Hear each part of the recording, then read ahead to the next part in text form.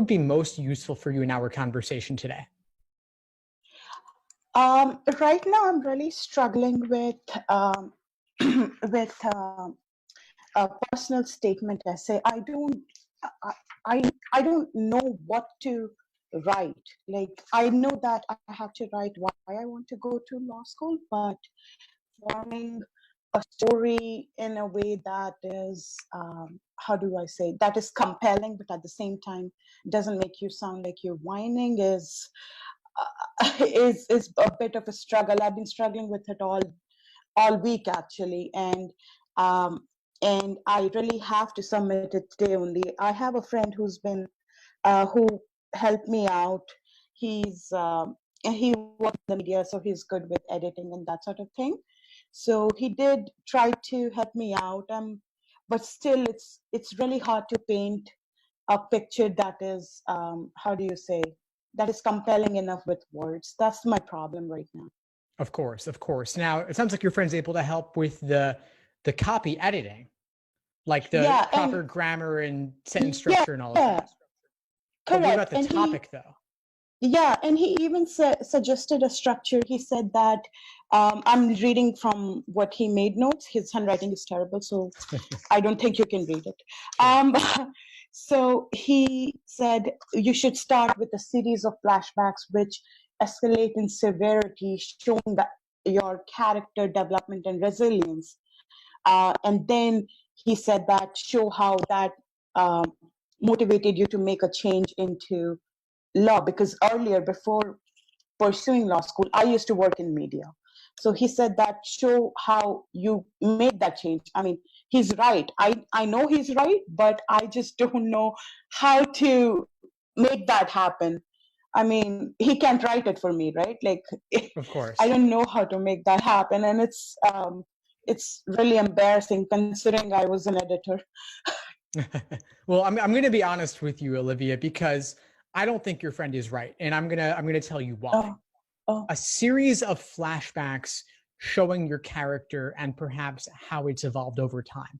The problem here is a series of flashbacks. All of that to me sounds plural in nature, like you want to have multiple flashbacks. Yeah, a series of them. But the problem is that your personal statement is got to be quite short. Right. Typically around 2 pages, double spaced. You don't have enough time to go in depth with several different examples from a variety of areas. Instead, you've got to pick one thing and go deep on it. The idea of a series of flashbacks sounds cool from a creative writing sense, but that's not what the personal statement is supposed to be. Correct. I even I did pick in the beginning when I wrote my personal statement essay. I don't know if I sent it to you or not, but I wrote it and I picked up one single thing that made me want to become a lawyer. So as a child and up until a couple of years ago, actually, I suffered years of domestic abuse. So that was my main motivation to, seek independence and get out from that situation. So I did write about it, but I sent it to my friend because I'm like, I need multiple perspectives here. I don't know what I'm doing. Mm-hmm. So he said that what you've written is fine, but he said that you've gotten into too much details, and I agree with him. But at the same time, I don't know how to say, well, I'll take one single incident from, say, a series from years of that sort of abuse, but I just don't know how to connect it to a larger picture of wanting to affect change. Like, right, you know what I mean? Of course, I do. So the question is not necessarily the details of every single thing that happened to you, or maybe not in all detail of what happened, but rather what you took away from it and how it's shaped you as a person and what you want to do going forward. Yes, and I that's what I'm having trouble putting into words.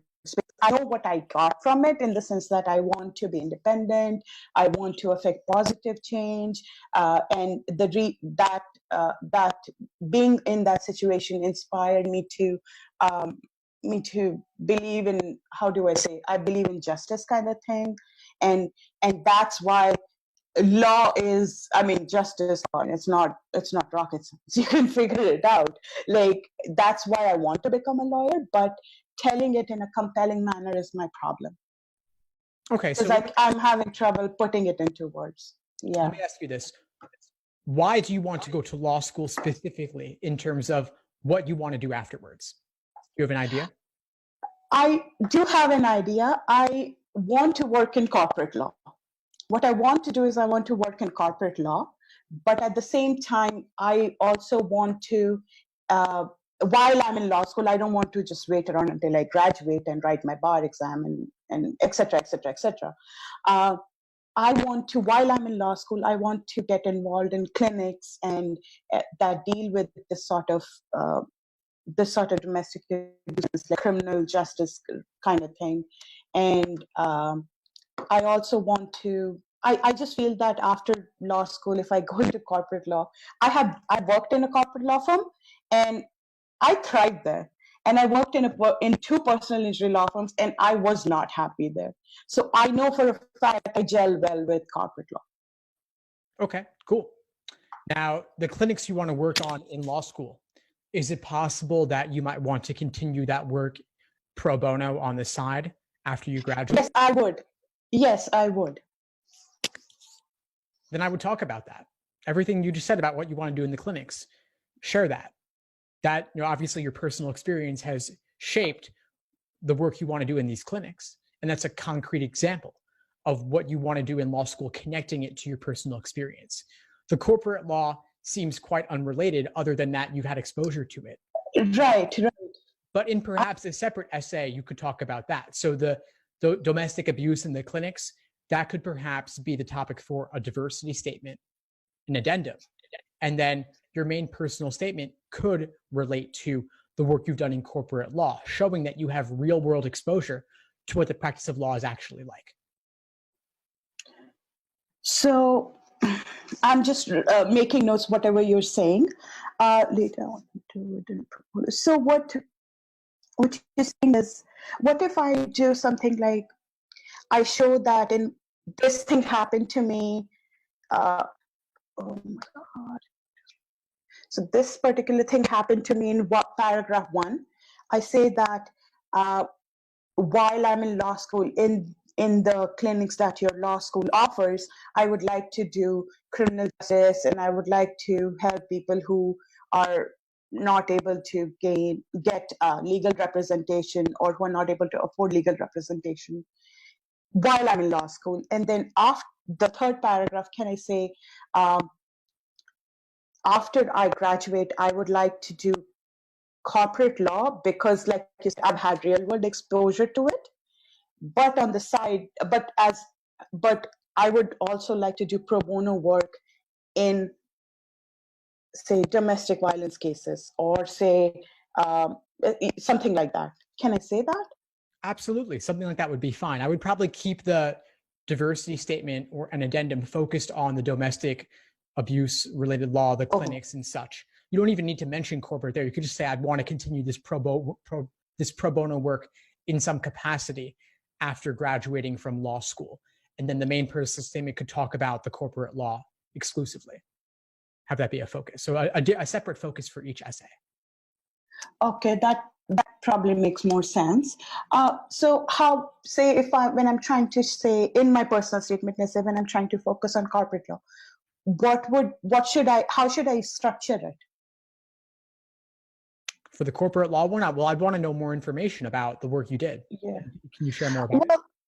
Well, when I, after my bachelor's, I went to a legal program. I worked in media for a couple of years, and then I got delusioned with it, and I went into paralegal because I'd never had any legal training except for watching Law and Order on repeat. So, and that's true. It's very true. I'd never had any legal training, so I was unsure of if I'd do well in law. But I got into my paralegal program. In Ontario, paralegals get licensed. So I even got licensed. I was very good at it. I found out that I understood law well. I was very well able to formulate arguments. I understood case law. And there was one particular course, Contracts and Torts, which really stuck with me. Everybody in my class hated it, and I mean hated it. I'm talking hardcore hatred here. So they hated it, but I loved it. And they were like, why do you like it? It's so boring. But I enjoyed learning about it. So, and I think I was probably the only one. So I found out that I like that more than most other courses. I mean, we had criminal law too. That was super interesting. But at the end of the day, like, no, I don't think I'd want to do that as my main specialization, so to speak.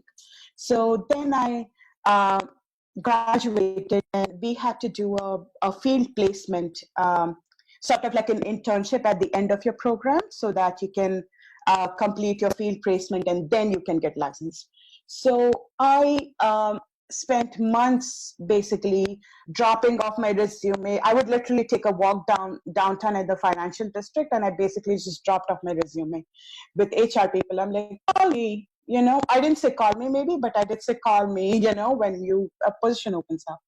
And I got hired as a document specialist at Gowling WLG. Now, Gowling is one of the top law firms here.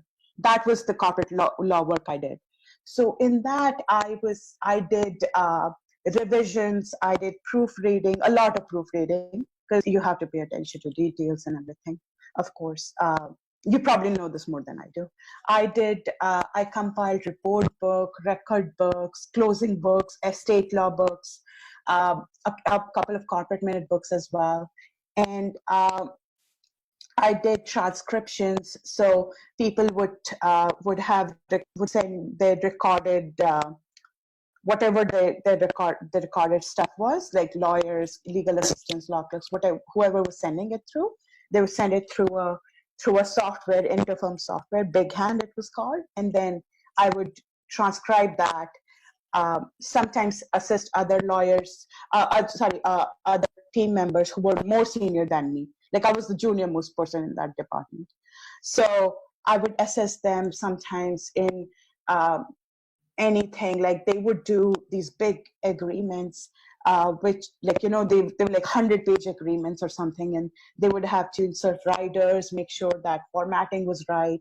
So sometimes for content, they would give it to me because apparently I was good at editing, and I'm like, duh, but at the same time, I mean, I didn't say duh, but at the same time, I knew I was good at editing because I did it for years.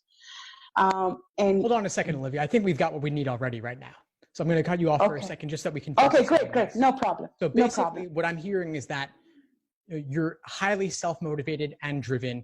You walked around downtown, dropping off your resume, and somehow you got a job at one of the top law firms in Ontario or in your city. And through that work, you got exposure to what the practice of law is really like, the nitty-gritty, and you worked as part of a team.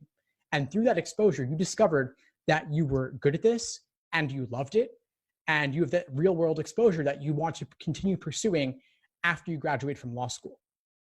That's all you need. And I would take one particular example of one case you worked on to illustrate this, the most exciting example you can think of. Maybe take 3 and flesh out the details on each one of those. Then whichever is the most compelling, you use that as your jumping off point to start off in the moment. Then you zoom out to the picture of how you got there and then what you want to do afterwards. How does that sound for a structure? That actually sounds great. I just don't know, so say in my first paragraph, I talk about how I got involved in law and how I got real world exposure. Then in second paragraph, what you're saying is look at 3 cases. So first case would be like maybe first paragraph, I'm guessing.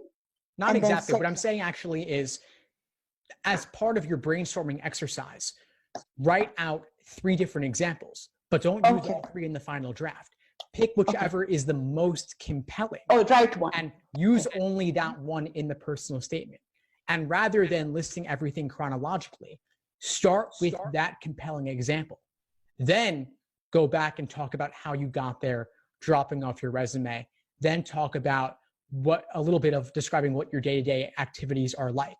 And then look towards the future. And so say, okay, so I need to think of a case I did. There weren't many exciting cases technically for us because we were, I was in the document production group. I don't know if you're familiar, but Yeah. a lot of these big law firms have those because they need like an entire department because of the volume of documents. They need an entire department to take care of formatting, all sorts of things. And so I never really knew the nitty-gritty details about a certain case, but I did know nitty-gritty details of a couple of cases from other law firms I worked at because I was working in a legal assistant capacity there. So if I'm working in a legal assistant capacity, I'm actually exposed to the cases directly. But they were not like corporate law cases. They were like personal injury, slip and fall, a car accident. One was a fire case, something like that. So I'm not sure how to connect that to like a corporate law structure. Maybe I could say about one single case that I knew about, and then say this I worked at a personal injury law firm, and then later on when I completed my field placement, I got hired there, and then I got into corporate law, and I could maybe show how a little different corporate law is, and then I understand the mechanisms of both. Maybe show that way. Would that be okay? Yeah, you could still mention it in passing, of course. Yeah, okay, because then I'll do that because I am unsure how to like work it out. And my friend, the one who I told you who helped me with copy editing, he even went as far as saying that show that when you were working in the media, show the role of your of what you were doing in your journalistic capacity as of an activist. But I think you're right in the sense that the amount of things he's brainstormed and the amount of the structure he's put, there are like 5-6 things in it. He even talked about effective altruism, and I'm like, I read about it, but it just comes off as super pretentious because I would never use this word in real life conversation with anybody. I mean, he would, but I wouldn't. Then don't use it in a statement. Yeah, keep it simple. Yeah, that's what I figured because his structure, while it's very, how do you say, editorial heavy, but like I would publish this in a magazine, I wouldn't be giving it to an admissions department, because they're like, what the hell is this person talking about? Right. Well, we're actually about up for today, Olivia. But before we sign off, what would you say is the biggest insight you got from our call today? Basically, just how to write a personal statement essay. I think I'm very thankful to you. I'm very, very grateful that you helped me narrow down and put some things in perspective. Take a look and see if there's anything that can be improved upon or not. I was able to help, Olivia. Please keep in touch. Thank you so much. If I can help in any way as you move forward. Thank you. Thank you so much. Thanks for tuning into the show. Please subscribe if you haven't done so already to be notified of new episodes as I release them. And feel free to reach out if you need anything at all as you move forward with your prep. I'm happy to help however I can. In the meantime, I'll wish you all the best and take care.